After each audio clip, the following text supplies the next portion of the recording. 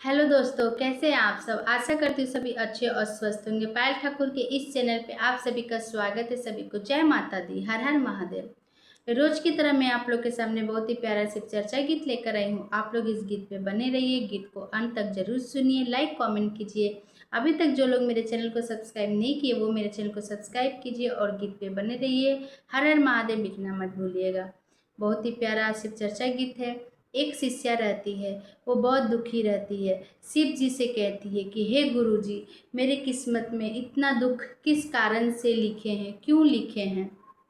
हम सब जानते हैं कि जब इस सुख का समय रहता है तो सबका सब साथ देता है, लेकिन वही दुख जब आता है तो कोई किसी का साथ नहीं देता। तो इसी तरह ये शिष्या बहुत दुखी रहती है और अंत में इसके दुख का निवारण कैसे होता है, आप अंत तक बने रहिए और गीत को पूरा सुनिए। तो आइए मैं अपना ये गीत शुरू करती हूँ। लिख दिहनी दुखावा लीलारावा हो, गुरुजी कवने कारनावा।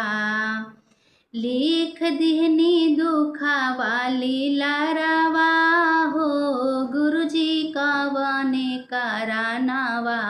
लिख दिनी दुखावा लीलारावा हो, गुरुजी कावने करानावा।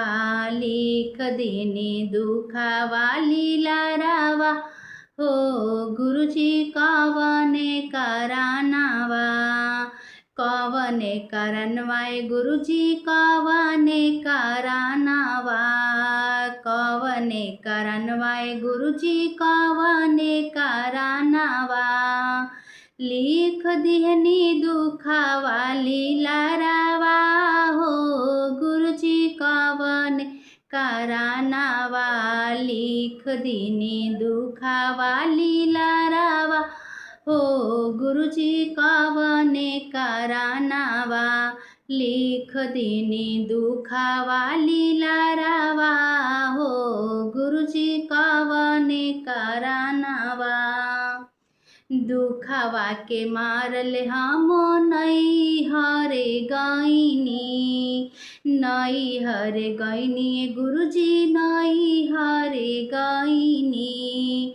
दुखावा के मारल हम नई हरे गईनी। भाभी हनली बाजार के वरिया हो, गुरुजी कावने करानावा। भाभी हनली बाजार के वरिया हो, गुरुजी कावने करानावा। लिख देनी दुखावा लीलारावा हो, गुरुजी कावने करानावा। लिख देनी दुखावा लीलारावा हो, गुरुजी कावने करानावा। दुखावा के मारल हमें ससुरा में गईनी। ससुरा में गईनी गुरुजी, ससुरा में गईनी। दुखावा के मारल गुरुजी, ससुरा में गईनी। घर भर बोले बिरही बोलिया हो, गुरुजी कावने करानावा।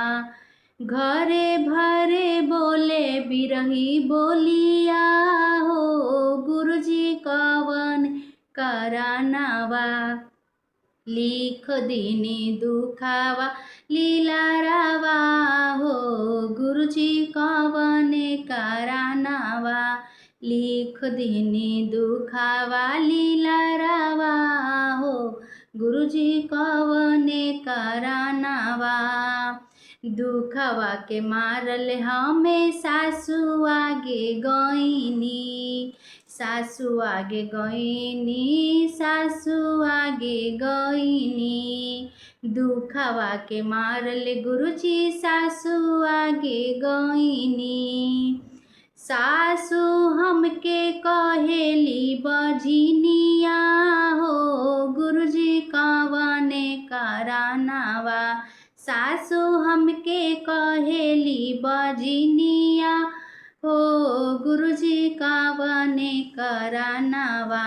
लिख दिनी दुखावा लीलारावा हो, गुरुजी कवने करानावा लिख दीनी दुखावा लीला रावा हो। गुरुजी कवने करानावा दुखवा के मारल हमें गोतिन आगे गईनी। गोतिन आगे गईनी गुरुजी गोतिन आगे गईनी। दुखवा के मारल गुरुजी गोतिन आगे गईनी।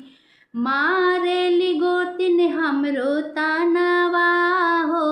गुरुजी कवने करानावा मारेली गोतिन हमरो तानावा हो। गुरुजी कवने करानावा लिख दीनी दुखावा लीला रावा हो।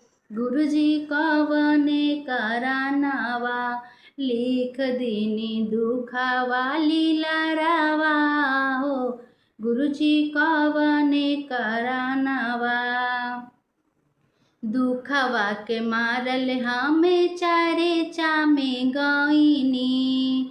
चारे चामे गईनी गुरुजी चारे चामे गईनी।